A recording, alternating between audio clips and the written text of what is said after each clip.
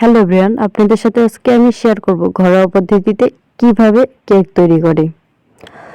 তো আমরা একটা পাত্রতে 2টা ডিম দিলাম, লবণ দিলাম, চিনি দিলাম।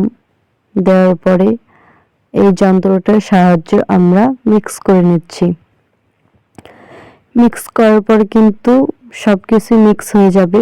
হওয়ার পর তার ফলাফলটা তো আপনারা দেখতেই পাচ্ছেন কীরকম হচ্ছে। তো অনেকটাই ঘন হয়ে এসেছে। তারপরে সামান্য পরিমাণে তেল দিয়ে দিলাম আমি। তেল দেওয়ার পরেও মিক্স করলাম। মিক্স করতে করতে অনেকটা ঘন হয়ে চলে আসছে, মানে আমাদের হয়ে গেছে কাজটা। তো দেখতে পাচ্ছেন আমার ভাগ্নি ধরে আছে, ভাজতি করতেছে। তো আমরা 1 কাপ আটা দিয়ে দিলাম, তারপরে ডিম, আটা, বেকিং সোডাটাও দিছি, দুধ দিছি, কিন্তু দুধের আর বেকিং সোডার ভিডিওটা করা হয়নি।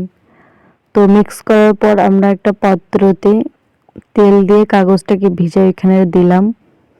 দেওয়ার পরে মিক্সটা এখানে ঢেলে দিলাম। তো এখন ঢাকা দেব, কারণ হয়ে গেছে এই কারণে। তো কিছুক্ষণ পর আমরা তুলব। তো এখন আমরা তুলতেছি, অনেকটাই হয়ে আসছে আমাদের কেকটা।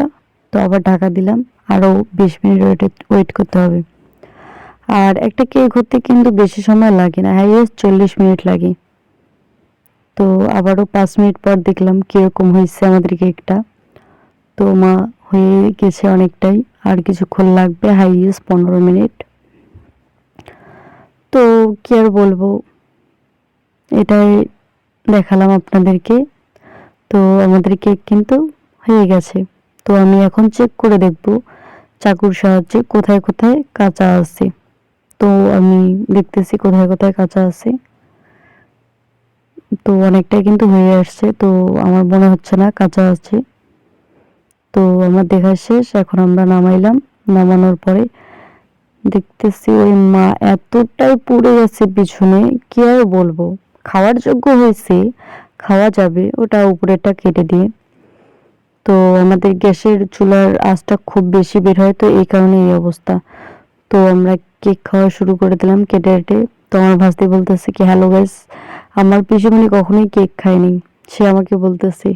তা আমিও হাসতেছি। পরে আমরা কেকটা আমার বাবাইয়ের সামনে নিয়ে আসলাম, বাবাই খাচ্ছে, আমার মা তাকে খিলাই দিল।